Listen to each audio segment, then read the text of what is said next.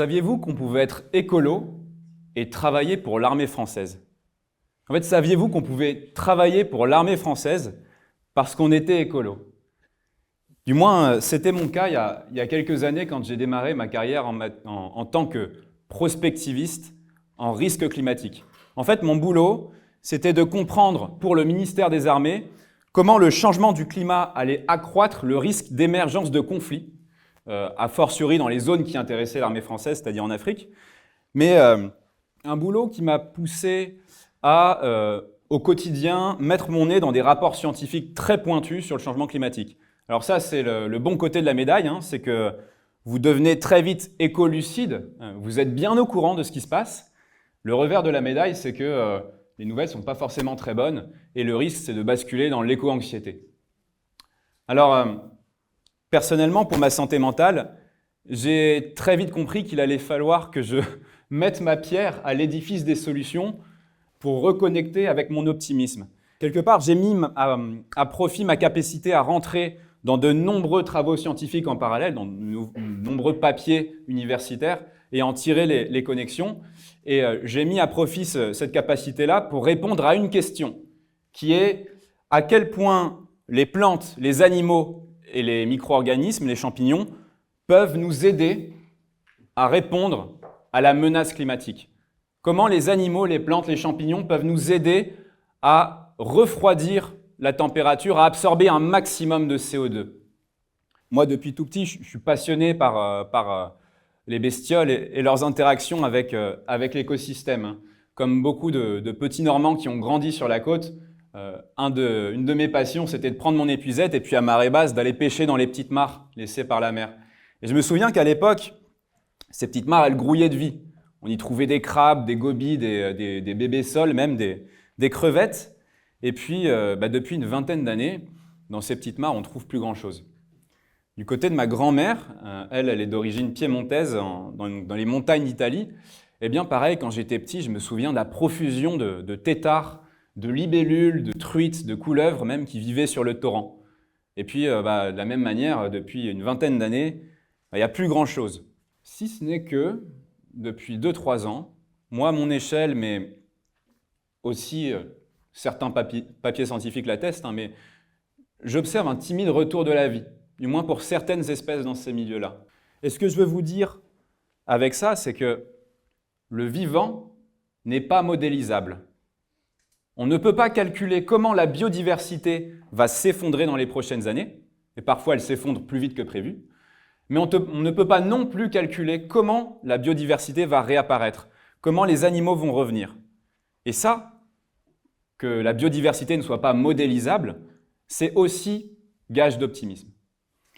Si je prends l'exemple de la baleine franche australe, par exemple. La baleine franche australe, elle a frôlé l'extinction. Il y a 25 ans, on comptait que 7500 individus, une poignée. Et puis, aujourd'hui, on en compte 25 000.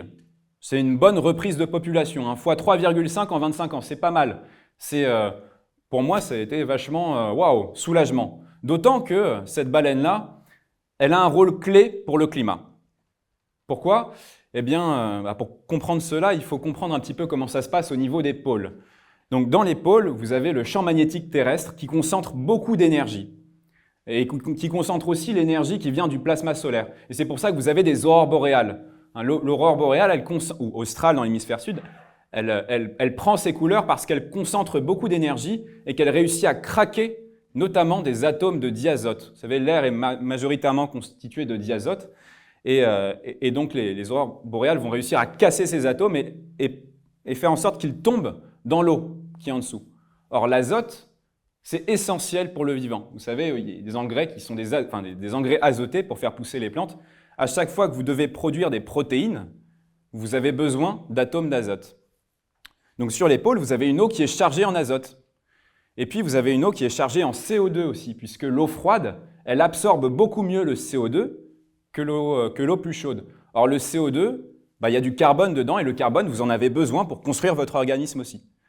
Et puis vous avez aussi du fer dans les eaux des pôles. Pourquoi? Parce que les glaciers, en avançant sur la roche, l'érodent et libèrent du fer dans l'eau. Alors retenez l'idée que dans les pôles, vous avez un cocktail de nutriments qui est très très favorable à l'explosion de la vie. Et dès que la lumière va revenir avec le printemps ou l'automne dans l'hémisphère sud, eh bien vous allez avoir une explosion des phytoplanctons, des microalgues, qui vont comme ça se multiplier et se multiplier. Ces microalgues, elles vont être mangées par le krill, ces petites crevettes qui essaiment par millions, et ces crevettes, elles vont être mangées par les baleines, nos fameuses baleines. Et ce que vont faire les baleines, c'est qu'elles vont aller déféquer quelques kilomètres plus loin au large, du coup un purin, on dit purin pour les baleines, mais très riche en phosphore, en azote, en fer, qui va permettre à une nouvelle génération de phytoplancton de naître. Quand une baleine défèque, elle fait fleurir la vie. Et donc le krill va pouvoir se remultiplier à son tour, et les baleines remanger, etc., etc. Donc les baleines vont comme ça charrier les nutriments jusqu'à très loin au large. Tant et si bien qu'on a une équipe de Stanford qui nous explique que les 4 espèces de baleines australes sont responsables de 11% de la production de biomasse marine partout dans le monde. C'est colossal. J'aurais pu vous parler aussi du rôle climatique de la loutre de mer. La loutre de mer, elle se nourrit beaucoup d'oursins.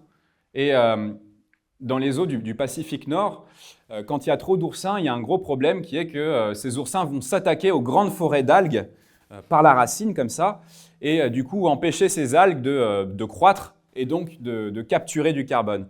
Donc quand il n'y a pas de loutre de mer, vous avez beaucoup trop d'oursins et les forêts d'algues disparaissent. Quand la loutre de mer revient, on a failli exterminer la loutre de mer au siècle dernier, eh bien les populations d'oursins diminuent et ces grandes forêts d'algues, de kelp, peuvent se redéployer et ça c'est très très bon pour le climat. Alors j'aurais pu aussi vous parler du rôle climatique du requin-tigre. Là où le requin-tigre patrouille, les herbiers marins tropicaux sont en bonne santé. Pourquoi? Parce que, en fait, quand vous n'avez pas de requin-tigre, vous avez des tortues de mer et des dugongs, ces espèces de grosses vaches des océans, qui broutent les herbiers marins jusqu'à la racine et qui les abîment. Mais quand le requin-tigre est là, ces herbivores sont stressés. Et donc, ils vont se déplacer constamment et brouter de manière superficielle les herbiers, donc en fait, les garder en bonne santé quelque part. Et ça, c'est très bon pour le climat. Alors, tout ça pour vous dire que dans l'océan, chaque espèce a un rôle clé dans ce qu'on appelle la pompe biologique océanique. Plus vous avez de vie dans les océans, plus vous avez in fine de cadavres qui vont tomber au fond de l'eau. Et une partie de ces cadavres vont se transformer en vase. La vase, elle est sombre parce qu'elle contient beaucoup de carbone, ou en fait se minéraliser, se transformer en sédiments ou en glace de méthane.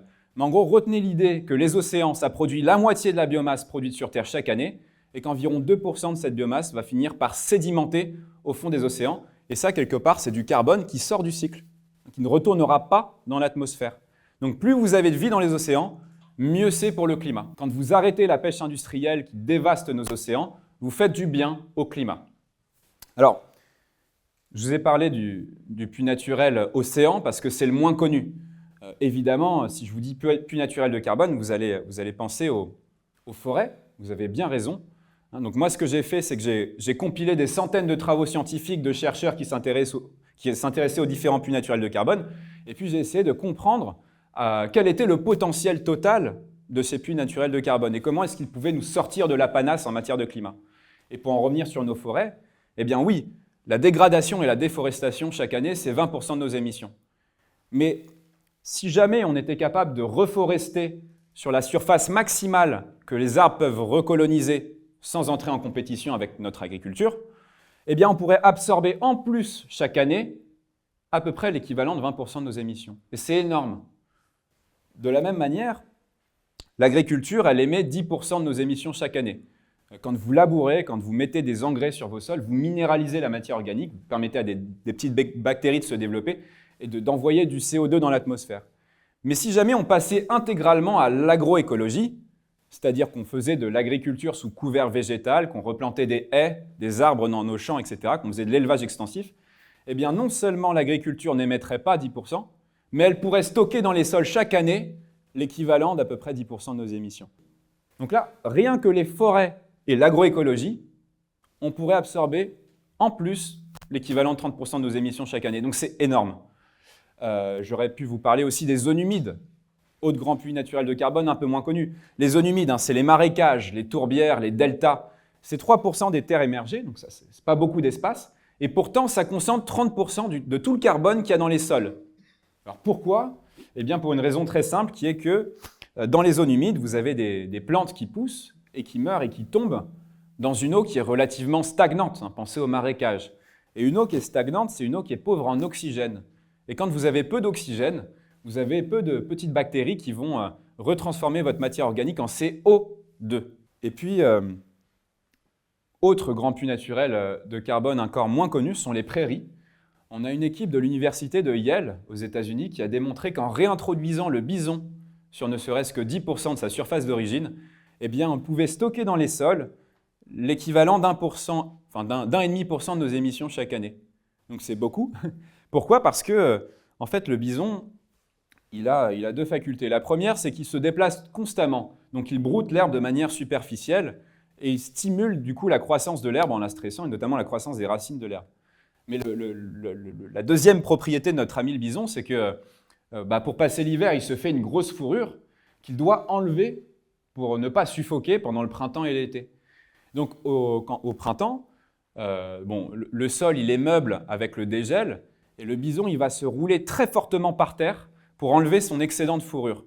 Et il va créer ce qu'on appelle des wallows en canadien, mais des sortes de petits trous, en fait, de bauges, qui, avec les semaines qui passent, vont se transformer en petites mares, et qui vont permettre à l'eau de mieux infiltrer le sol, et aux plantes environnantes de beaucoup mieux pousser, et de stocker beaucoup plus de carbone.